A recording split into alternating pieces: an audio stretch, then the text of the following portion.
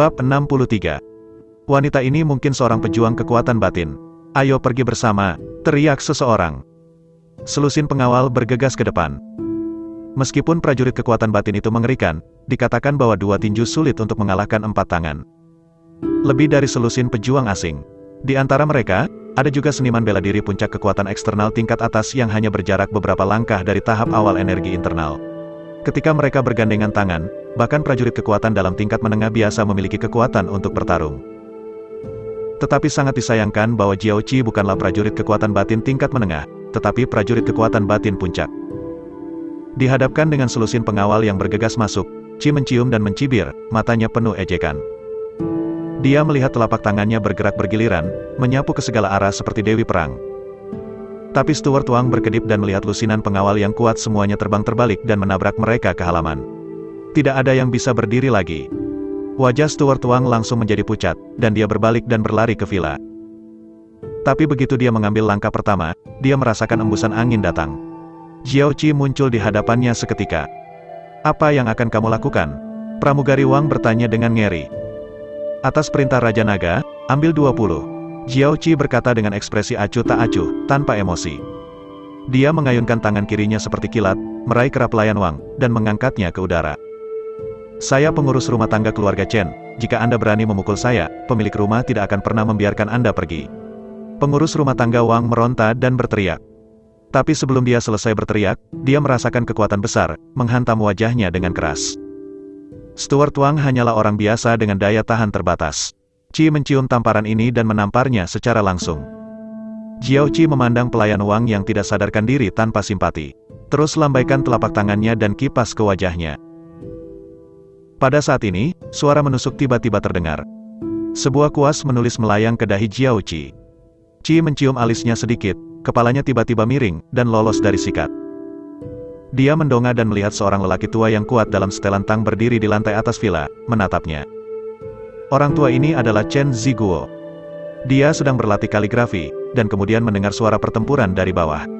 Membuka jendela hanya melihat Jiao Qi mengipasi kepala pelayan raja, jadi dia menghentikannya. Chen Ziguo melirik Jiao Qi, lalu melirik pengawal yang jatuh ke tanah di halaman, matanya mengamuk. Dia melompat dan melompat langsung dari lantai 4 villa. Ledakan. Terdengar suara teredam. Ubin lantai yang keras langsung diinjak oleh Chen Ziguo dengan beberapa retakan. Tapi dia tidak terluka. Wanita ini, dikatakan bahwa memukul anjing tergantung pada tuannya. Bahkan jika Anda adalah seorang pejuang internal, tetapi Anda masuk tanpa izin ke keluarga Chen saya, Anda juga menyakiti pengurus rumah tangga dan pengawal saya. Jika Anda tidak memberikan penjelasan yang memuaskan kepada pemiliknya, hari ini, kamu tidak ingin pergi dengan utuh. Chen Ziguo penuh sesak napas dan berkata dengan dingin, menatap Jiao Qi. Ha Kyun Kin, yang sedang duduk di dalam mobil, melirik Chen Ziguo, matanya sedikit menyipit, kekuatan batin terlambat. Tingkat kultivasi Chen Ziguo telah mencapai tahap akhir dari kekuatan batin. Ini membuatnya merasa sedikit terkejut. Para prajurit di periode kekuatan batin selanjutnya, melihat seluruh provinsi Fengdong, semuanya adalah master top. Bahkan di keluarga atas, dia akan dianggap sebagai tamu kehormatan. Tetapi tuan seperti itu diam-diam mengubah namanya dan bersembunyi di kota kecil Linan. Ada alasan yang sama sekali tidak diketahui untuk ini. Hao Kun Kin samar-samar merasa bahwa alasan ini mungkin terkait dengan cedera ayahnya. "Jiao Qi, jangan buang waktu. Dapatkan Chen Ziguo langsung," perintah Hao Kun Kin. "Iya, Raja Naga." Jiao Qi mendengar kata-kata itu dan melemparkan pelayan Wang yang membawanya ke samping. Itu berubah menjadi bayangan dan bergegas menuju Chen Ziguo. Puncak kekuatan batin. Wajah Chen Ziguo sedikit berubah setelah merasakan kekuatan ciuman Qi. Meskipun puncak kekuatan internal berada pada tahap akhir, itu sedikit lebih tinggi. Tapi dia tahu persis seberapa besar kesenjangan itu. Pada saat ini, Jiao Qi pecah dengan kekuatan penuh, kurang dari 3 meter darinya. Chen Ziguo sudah terlambat untuk menghindar, jadi dia mengertakkan gigi dan mengepalkan tangan untuk melawannya. Bahkan jika tingkat kultivasi Anda mencapai puncak kekuatan batin, tergantung pada usia Anda harus menghabiskan seluruh waktu Anda berlatih. Anda pasti belum mengalami banyak pertempuran. Chen Ziguo menganalisis. "Hari ini, biarkan uskupku mengajarimu cara bertarung." Chen Ziguo meraung, wajahnya penuh percaya diri, dan dia merasa bahwa pemenang ada di tangannya. Analisisnya bukan tanpa alasan. Ada banyak anak dari keluarga seni bela diri. Mereka hanya tahu bahwa mereka tenggelam dalam kultivasi keras, dan mereka tidak memiliki keterampilan kultivasi, tetapi mereka tidak memiliki pengalaman tempur yang sebenarnya. Meskipun anak-anak dari keluarga seni bela diri ini memiliki basis kultivasi yang kuat, mereka masih bukan lawan mereka bahkan jika basis kultivasi mereka satu atau dua alam kecil lebih tinggi dari musuh ketika mereka bertemu dengan seniman bela diri yang berpengalaman. Dalam pandangan Chen Ziguo, Jiao Qi adalah anak dari keluarga seni bela diri. Tapi sayang sekali analisisnya tentang Jiao Qi tidak sedikit salah. Long Ting adalah barak khusus pertama di kerajaan Xia besar, dan kekuatan tempurnya tak tertandingi. Sebagai kolonel superior Long Ting, Jiao Qi, salah satu dari 9 putra naga, bukankah dia tidak memiliki pengalaman tempur yang sebenarnya? Terlepas dari usia muda Jiao Qi, dia telah berpartisipasi dalam lebih banyak pertempuran daripada Chen Ziguo, yang berusia lebih dari 60 tahun. Begitu keduanya bertemu, ekspresi Chen Ziguo berubah. Dia tahu bahwa dia telah menebak sepenuhnya salah. Sialan, dari mana wanita muda dan kuat seperti itu muncul? Kenapa aku tidak pernah mendengarnya? Gumam Chen Ziguo dalam hatinya. Jiao Qi tidak hanya memiliki basis kultivasi yang kuat, tetapi pengalaman bertarung yang sebenarnya bahkan lebih menakutkan. Hanya dalam beberapa detik, beberapa luka muncul di tubuhnya. Di sisi lain, Jiao Qi tidak terluka. Menurut prediksi Chen Ziguo, dia akan kalah paling banyak 3 ronde lagi. Wanita ini agresif, dan dia jelas tidak pandai datang. Jika dia tertangkap, saya khawatir tidak akan ada hasil yang baik. Pikiran Chen Ziguo bergerak cepat. Detik berikutnya, wajahnya menunjukkan ekspresi tegas. Lawan, jari es dingin. Chen Ziguo meraung, dan momentumnya langsung naik ke puncaknya. Saya melihat jari-jari tangan kanannya berdekatan, ujung jarinya memancarkan cahaya dingin, memancarkan udara yang sangat dingin. Jelas, dia sedang bersiap untuk menggunakan seni bela diri terkuat dengan putus asa. Qi mencium jantungnya, dan dengan cepat menghentikan serangan dan membuat postur defensif. Jari es adalah seni bela diri kelas menengah, kuat. Bahkan jika dia tidak menanganinya dengan hati-hati, dia mungkin akan dipukul dengan keras. Tepat ketika Jiao Qi membuat postur defensif, Chen Ziguo, yang akan menggunakan jari-jarinya yang dingin dan dengan putus asa, tiba-tiba berhenti, menoleh dan berlari. Ternyata dia baru saja menggertak. Tujuannya adalah untuk menghentikan Jiao Qi dari menyerang dan memberinya kesempatan untuk melarikan diri. Kamu ingin mati? Jiao Qi, yang dipermainkan, memiliki wajah cantik dan niat membunuh di matanya. Dia mengangkat kakinya dan menginjak tanah dengan keras, mengejar Chen Ziguo dengan kecepatan penuh. Meskipun basis budidaya Chen Ziguo adalah tingkat kecil lebih rendah dari Jiao Qi, tapi keterampilan kakinya tidak lemah, dan kecepatannya tidak lebih lemah dari Jiao Qi. Jadi, meskipun Jiao Qi pecah dengan seluruh kekuatannya, tapi itu masih tidak bisa mengejar Chen Ziguo. Di dalam mobil, Hao Kun Qin melihat pemandangan ini dan menggelengkan kepalanya sedikit mau lari. Sudahkah Anda menanyakan pendapat saya? Bab 64. Selama Hao Kun Qin tidak mau, tidak ada yang bisa lepas dari tangannya selama dia melihat seluruh efek besar. Hao Kun Qin perlahan membuka pintu mobil, keluar dari mobil, dan melihat ke kejauhan. Pada saat ini, Chen Ziguo telah melarikan diri ribuan meter, berubah menjadi titik hitam, dan hampir menghilang dari pandangannya. Jari-jari Hao Kun Qin saling berdekatan seperti pedang, dan ujung jarinya meledak dengan energi yang mengerikan. Dia menghadapi Chen Ziguo ribuan meter jauhnya dengan gelombang cahaya. Menusuk. Bila tak terlihat yang sangat tajam tiba-tiba menembus langit dari ujung jarinya. Dalam sekejap mata, dia menyapu jarak ribuan meter dan menebas bagian atas kaki kanan Chen Ziguo. Chen Ziguo, yang berlari kencang, tiba-tiba menjerit dan jatuh ke tanah. Dia menoleh dan melihat, kaki kanannya dipotong menjadi 2 bagian. Darah merah, seperti air mancur, dimuntahkan dari luka paha, menodai tanah. Perpanjang energimu, ubah. Master of Transformation Realm. Chen Ziguo jatuh ke tanah, wajahnya pucat seperti kertas, menunjukkan ekspresi putus asa. Menghadapi ciuman Qi di puncak kekuatan batinnya, dia pikir dia bisa melarikan diri. Tetapi di hadapan Tuan Huajing, dia bahkan tidak bisa menyebutkan keberanian untuk melarikan diri. Jiao Qi datang ke sisi Chen Ziguo, menjemputnya, dan membawanya ke Hao Kun Qin. Saya tidak tahu apakah senior menangkap saya, apa namanya? Chen Ziguo memandang Hao Kun Qin dan berkata dengan getir. Meskipun Hao Kun Qin berusia di bawah 30 tahun, dan dia berusia lebih dari 60 tahun, perbedaan antara keduanya lebih dari 30 tahun. Tapi di jalan seni bela diri, Master adalah guru. Kultivasi Hao Kun Qin jauh lebih unggul darinya, jadi tepat untuk memanggilnya senior. Hao Kun Qin memandang Chen Ziguo dengan merendahkan, matanya dingin. Meskipun dia tidak berbicara, seluruh tubuh Chen Ziguo dingin, dan dia merasakan penindasan yang menakutkan. Itu terlalu berat untuk bernapas.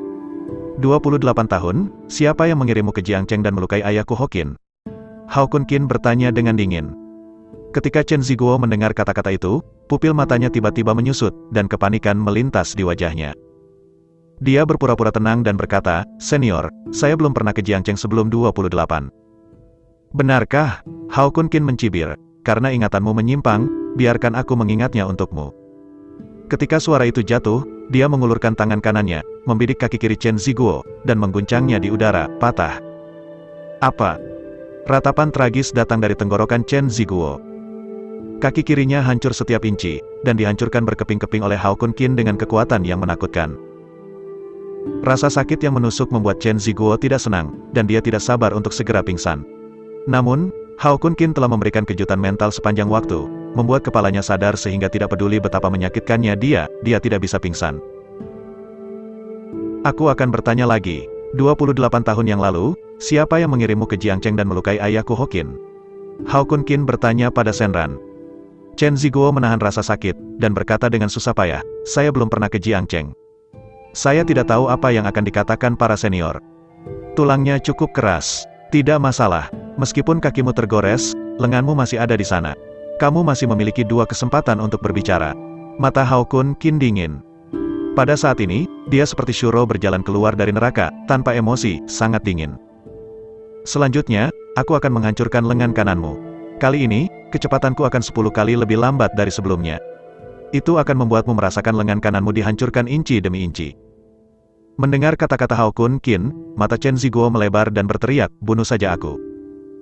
Sebelum dia selesai berbicara, Hao Kunkin menunjuk ke lengan kanannya dan mengguncangnya di udara. "Apa?" Vena biru dahi Chen Ziguo keras, sangat menderita. Ketika Hao Kunkin meremukkan kaki kirinya, rasa sakit itu sudah membuatnya merasa sakit. Tapi sekarang, Hao Kunkin sengaja melambat 10 kali, perlahan-lahan menghancurkan lengan kanannya. Rasa sakit fisik dan siksaan psikologis langsung diperbesar 10 kali lipat. Chen Ziguo tidak ingin pingsan saat ini, dia ingin segera mati. Chen Ziguo melirik ke tanah dengan susah payah, tiba-tiba menunjukkan tekad di matanya. Dia mengertakkan gigi, menggelengkan kepalanya dengan kuat, dan menghancurkannya ke tanah yang keras. Dia ingin bunuh diri. Tetapi pada saat ini, Chen Ziguo tiba-tiba menemukan dengan ngeri bahwa tubuhnya tidak bisa bergerak. Ini seperti dilemparkan ke dalam teknik penahanan. "Ingin bunuh diri?" Mulut Hao Kunkin dingin. "Tanpa persetujuanku, jangan katakan kamu ingin mati. Bahkan jika raja ingin kamu mati, kamu tidak bisa mati." Setelah setengah menit, lengan kanan Chen Ziguo benar-benar dihancurkan oleh Hao Kunkin. Chen Ziguo, dengan hanya lengan kirinya, wajahnya sepucat kertas, tanpa bekas darah. Hao Kunkin menatapnya dengan merendahkan dan bertanya, "Apakah kamu ingat apa yang terjadi 28 tahun yang lalu?" Chen Ziguo bibir Weidong, baru saja akan berbicara. Tiba-tiba terdengar suara rem yang keras. Sebuah kendaraan off-road hitam berhenti di pintu masuk villa. 4 pria mengancam turun dari mobil. Kepalanya adalah pria parubaya berusia 40-an dengan wajah agung. Nama orang ini adalah Feng Xiang, dan dia adalah menteri divisi di Sakota Linan. Memiliki basis kultivasi jangka menengah dari kekuatan batin. Ketika Chen Ziguo melihat kedatangan Feng Xiang, ada secercah harapan di matanya. Sebagai kepala keluarga kaya Kota Linan, Chen Ziguo memiliki jaringan yang kuat, dan Feng Xiang adalah pendukungnya di Kota Linan. Tentu saja, dia bisa menangkap Feng Xiang. Terutama karena di belakangnya, ada hubungan keluarga besar di ibu kota provinsi. Chen Ziguo selalu berhati-hati. Sebelumnya, ketika dia berada di lantai atas villa dan melihat Jiao Qi mengajar pengawal, meskipun dia pikir dia bisa menyelesaikannya. Tapi untuk jaga-jaga, aku masih mengirim pesan ke Feng Xiang. Dia telah bertahan, tidak mau membuka mulutnya untuk mengaku pada Hao Kunkin. Itu juga untuk menunda waktu dan menunggu Feng Xiang menyelamatkannya. Meskipun kultivasi Feng Xiang hanya di tahap pertengahan kekuatan batinnya, dia tidak sebagus dia. Tapi Feng Xiang, bagaimanapun, adalah menteri divisi di Sakota Linan, dan dia memegang posisi tinggi. Cukup untuk mewakili Bumi Sa. Bahkan Master of the Transformation Realm tidak akan pernah berani berhadapan langsung dengan bumi. Feng Xiang berjalan ke halaman dan melihat Chen Ziguo yang menyedihkan, pupil matanya sedikit menyusut. Dia langsung mengerti bahwa apa yang diprovokasi Chen Ziguo kali ini bukanlah puncak dari seniman bela diri kekuatan batin, atau master transformasi. Dia membungkuk sedikit ke arah Hao Kun Qin, dan berkata dengan sopan, "Saya tidak tahu bagaimana memanggil senior ini." Dia ingin menanyakan tentang detail Hao Kun Qin, tetapi dia tidak menyangka bahwa Hao Kun Qin bahkan tidak memandangnya, dan langsung mengucapkan suara dingin, "Persetan." Wajah Feng Xiang tiba-tiba menjadi suram. Dia bukan hanya kepala divisi di Sakota Linan. Keluarga Feng tempat dia tinggal juga merupakan salah satu keluarga papan atas di ibu kota provinsi. Di dalam keluarga, ada keberadaan master transformasi. Karena itu, dia tidak terlalu takut pada Hao Kun Qin. Feng Xiang menegakkan tubuhnya dan berbicara dengan lemah, "Senior ini, Chen Jianfeng adalah konsultan khusus cabang di Sakota Linan. Jika Anda menembaknya, Anda memprovokasi disa saya." Bab 65. Chen Jianfeng adalah nama samaran Chen Ziguo di Linan. Untuk melindunginya, Feng Xiang langsung mengenakan topi provokatif pada Hao Kun Qin. Konsultan yang ditunjuk secara khusus adalah posisi khusus yang ditetapkan oleh Disa. Khusus digunakan untuk memenangkan kekuatan seni bela diri. Meskipun konsultan yang ditunjuk secara khusus tidak memiliki kekuatan nyata, mereka memiliki status yang sangat tinggi di Ertsa. Kedua setelah menteri. Oleh karena itu, Feng Xiang berkata bahwa Hao Kun Qin memprovokasi roh-roh jahat, dan dia hampir tidak bisa masuk akal. "Senior, biarkan Chen Jianfeng pergi dengan cepat. Jika tidak, jangan salahkan saya karena bersikap kasar." Feng Xiang berkata dengan dingin. Hao Kun Qin mengangkat alisnya sedikit ketika dia mendengar kata-kata itu. Memutar kepalanya untuk melihat Feng Xiang, kedua mata dingin itu menakjubkan. Feng Xiang memucat dan tidak bisa menahan diri untuk mundur selangkah. Hanya saling memandang, dia merasakan tekanan besar menutupi seluruh tubuhnya. Dalam keadaan linglung, dia merasakan dirinya berada di medan perang yang sengit. Hao Kun Qin seperti dewa perang, berdiri di antara langit dan bumi, menguasai dunia. Di depan Hao Kun Qin, dia seperti semut kecil, dia bisa menginjak-injak sampai mati dengan satu kaki. "Menteri Feng, Menteri Feng." Melihat mata Feng Xiang kusam, Chen Ziguo buru-buru berteriak. Feng Xiang, yang telah pulih kembali, langsung merasa malu. Matanya sangat marah sehingga dia menunjuk Hao Kun Qin dan berteriak, "Senior, apakah Anda benar-benar menganggap diri Anda sebagai pribadi? Anda berani bertindak melawan menteri dan menipu saya?" Pada saat ini, embusan angin kencang lewat. Jiao Qi tiba-tiba muncul di depan Feng Xiang, dan berkata dengan wajah dingin, "Kamu berani tidak sopan kepada Raja Naga, yang memberimu keberanian." Dia menembak seperti kilat, meraih jari Feng Xiang, dan memutarnya dengan keras. Retakan. Suara fragmentasi tulang terdengar, Jiao Qi langsung mengarahkan Feng Xiang ke jari Hao Kun Qin dan memutarnya. "Ah, jariku!" Feng Xiang menahan luka yang mengalirkan darah dan meratap. Dia menatap Jiao Qi dan berteriak dengan niat membunuh, terbuka menyerang kepala cabang Disa, "Kamu mati. Aku akan mengambil keram kulitmu dan membalas dendam padaku." Jejak penghinaan melintas di mata Jiao Qi, mengeluarkan sebuah dokumen, dan melemparkannya ke wajah Feng Xiang. Sertifikat ini bukan sertifikat prajuritnya, tetapi sertifikat hitam dengan kata Earth Evil, tertulis di sampulnya. Feng Xiang melihat dokumen hitam itu, dan sebuah kecelakaan muncul di wajahnya. Dia tidak menyangka bahwa Jiao Qi juga anggota Ertsa. Feng Xiang mencibir, "Bahkan jika kamu dari Disa, bagaimana? Bisakah posisimu lebih tinggi dariku?" Kota Linan menempati urutan 3 teratas di antara semua kota di Provinsi Fengdong. Oleh karena itu, dia, Direktur Cabang Disa di Kota Linan, menempati urutan teratas dari semua menteri cabang di Provinsi Fengdong. Melihat seluruh markas Disa di Provinsi Fengdong, ada lebih sedikit orang daripada dia. Feng Xiang perlahan membuka ide dan melirik informasi di dalamnya dengan santai. Tiba-tiba, pupil matanya terbuka lebar, menunjukkan warna yang luar biasa. "Kamu ternyata konsultan khusus di markas, bagaimana mungkin?" Tidak seperti Chen Ziguo, konsultan khusus cabang Disa Kota Linan, Jiao Qi adalah konsultan khusus markas Disa di Provinsi Fengdong. Meskipun tidak ada kekuatan nyata, statusnya adalah yang kedua setelah kepala markas. Di Jiangcheng, Sun Jianhong bekerja sama erat dengan Hao Kun Qin. Itu karena mengetahui identitas Qi mencium roh jahat. "Apakah kamu masih kram dan mengupasku sekarang?" Jiao Qi memandang Feng Xiang dan mencibir. "Bawahan tidak berani." Feng Xiang mengertakkan gigi dan menundukkan kepalanya. "Karena aku tidak berani, maka jangan pergi." Jiao Qi berkata tanpa basa-basi. Feng Xiang melirik Jiao Qi dengan penuh kebencian, "Inilah bawahan yang akan membawa orang pergi." Meskipun Jiao Qi tidak memiliki kekuatan nyata di Ertsa, dia memang bos Feng Xiang sebagai konsultan khusus di markas. Jika Feng Xiang secara terbuka mengkonfrontasinya, itu akan melakukan hal berikut. Karena itu, dia hanya bisa menyerahkan Chen Ziguo. Tepat ketika Feng Xiang hendak pergi dengan bawahannya, Jiao Qi tiba-tiba menghentikannya dan berkata dengan dingin, "Berlututlah pada Raja Naga dan minta maaf, pergilah." Apa? Feng Xiang sangat marah. Dia telah membuat konsesi dan siap untuk pergi dengan bawahannya. Tanpa diduga, Jiao Qi akan membuatnya berlutut dan meminta maaf kepada Hao Kunqin. Sebagai kepala cabang disa dari kota Linan, dia tidak hanya memiliki kekuatan besar, tetapi juga salah satu pesaing kuat untuk patriark keluarga Feng berikutnya. Minta dia untuk berlutut dan meminta maaf, apa itu lelucon?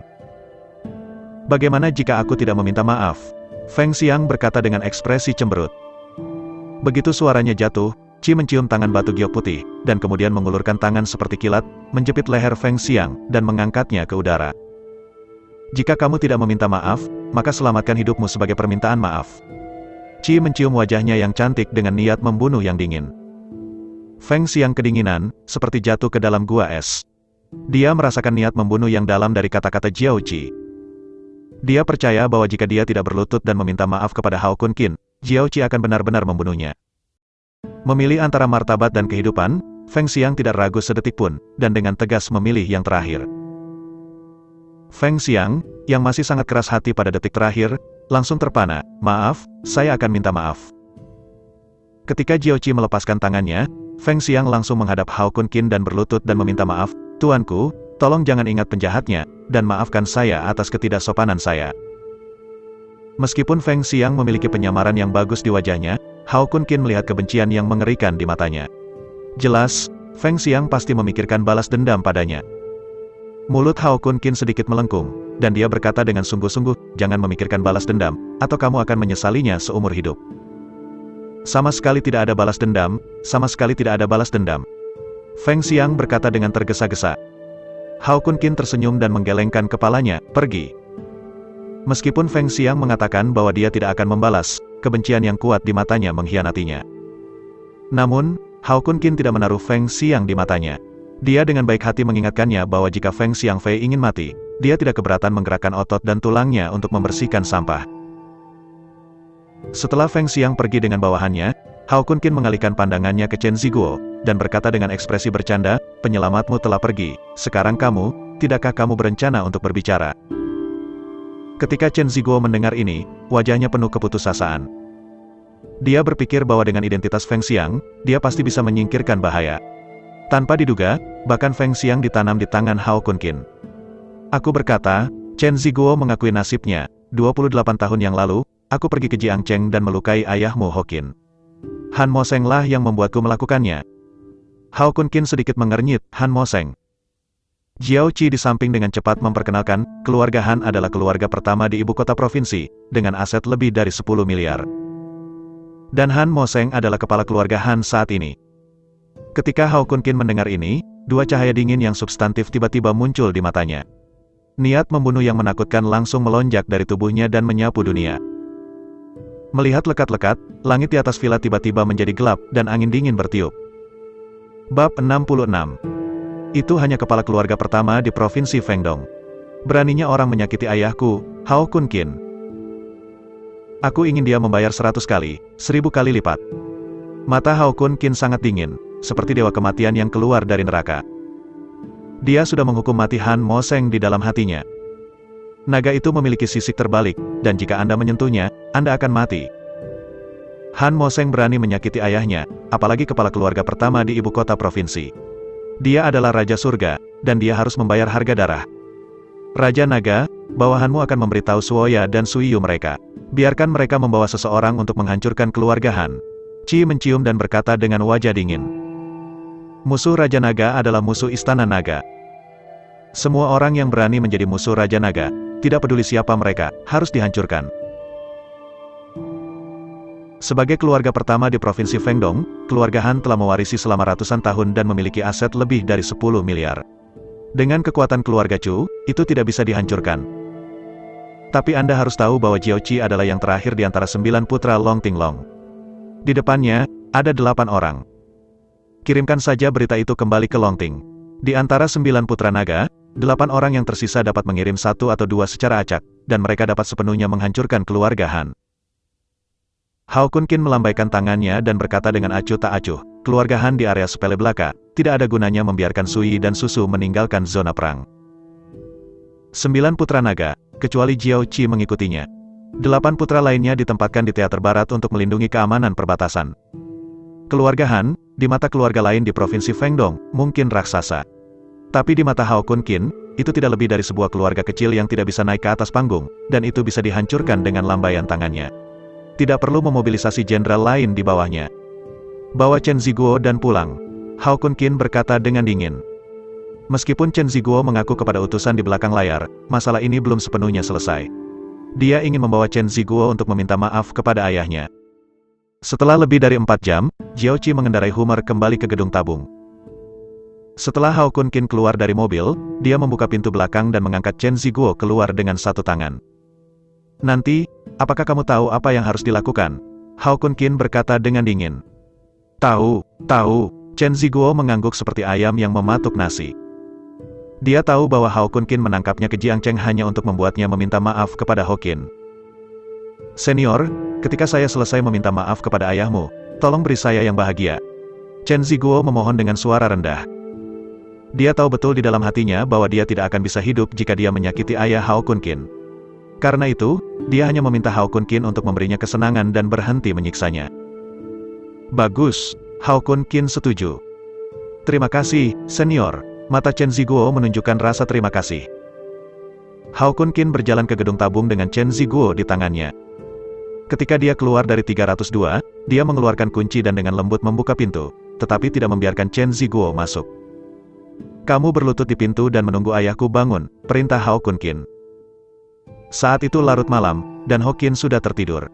Hao Kun Qin tidak ingin mengganggu istirahat ayahnya. Ya? Chen Ziguo dengan patuh berlutut di luar pintu. Karena kakinya telah dicabut, dia dikatakan berlutut, tetapi dia sebenarnya berbaring di tanah, dan kemudian dahinya ditekan dengan kuat ke tanah, mencoba membuat gerakan kowtow. Hao Kun Qin meliriknya, lalu berbalik dan berjalan ke dalam rumah. Dalam sekejap mata, keesokan paginya datang, Ho Qin membuka pintu dan sekilas melihat Hao Kun Qin duduk di ruang tamu. Saya melihat Hao Kun Qin duduk bersila di sofa, matanya tertutup rapat, tangannya membentuk mudra misterius, dan dia sedang berlatih latihan. Di mata orang biasa, Hao Kun Qin baru saja bermeditasi saat ini. Tetapi jika ada Master Huajin di sini, Anda akan melihat pemandangan yang mengerikan. Hao Kun Qin seperti dewa, duduk bersila antara langit dan bumi. Kekosongan di sekelilingnya bergetar dengan napasnya. Energi tunggal yang tak terhitung jumlahnya yang tersebar di antara langit dan bumi menyatu menjadi sungai energi, bergegas ke tubuhnya dengan panik. Prajurit biasa mengolah energi, tapi Hao Kun Qin berbeda, dia adalah pembangkit tenaga listrik legendaris para dewa. Dia dapat merasakan energi aneh yang tersebar di antara langit dan bumi, dan menyerapnya untuk disempurnakan. Tidak berlebihan untuk mengatakan bahwa dengan kekuatannya saat ini, dia adalah keberadaan seperti dewa di zaman kuno. Ketika Ho Qin berjalan keluar dari pintu, Hao Kun Qin perlahan memulihkan kekuatannya dan membuka matanya. Dua mata yang sangat menyilaukan melintas melewati matanya, sangat menyilaukan. Hao Kun Qin, kapan kamu kembali? Tanya Ho Qin. Hao Kun Qin menjawab, saya pulang larut malam tadi. Apakah kamu tidak tidur sepanjang malam? Pergi ke rumah dan berbaring sebentar. Tanya Ho Qin dengan prihatin. Ayah, aku tidak mengantuk. Sebagai pembangkit tenaga listrik para dewa, Hao Kun Qin telah mencapai titik tidak manusiawi. Belum lagi begadang, bahkan jika dia begadang selama 10 hari, dia masih bisa penuh energi. Ayah, aku punya hadiah untukmu, kata Hao Kun Qin sambil tersenyum. Dia bangkit dan mengambil Ho Qin dan berjalan ke pintu rumah.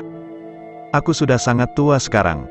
Di mana lagi aku membutuhkan hadiah, jangan hanya menghabiskan uang. Ho Qin mengerutkan kening dan berkata. Dia berpikir bahwa Hao Kun Qin menghabiskan uang secara membabi buta dan membelikannya hadiah seperti nutrisi dan produk kesehatan. Hao Kun Qin tersenyum tanpa mengucapkan sepatah kata pun, dan perlahan membuka pintu. Ho Qin melihat ke pintu, Chen Ziguo, yang telah mematahkan tangan dan kakinya, terkejut pada awalnya. Tetapi ketika Chen Ziguo mengangkat kepalanya untuk menunjukkannya dengan jelas, mata Ho Qin memerah seketika, dan tiba-tiba ada gelombang kebencian di matanya. Ini kamu, Ho Qin berteriak dengan gigi terkatup. 28 tahun yang lalu, Chen Ziguo tiba-tiba muncul dan melukainya dengan parah, meninggalkan penyakit gelap yang tidak sembuh dengan baik. Buat dia menahan sakit hati setiap hari. Bagaimana dia bisa melupakan kebencian yang begitu mengerikan? 28 tahun yang lalu, saya diperintahkan oleh keluarga Han untuk datang ke Jiangcheng dan menyakiti Anda. Hari ini saya minta maaf untuk Anda. Chen Ziguo meminta maaf dengan tulus. Ketika suara itu jatuh, dia menggelengkan kepalanya dan membantingnya ke tanah. Bang, bang, bang.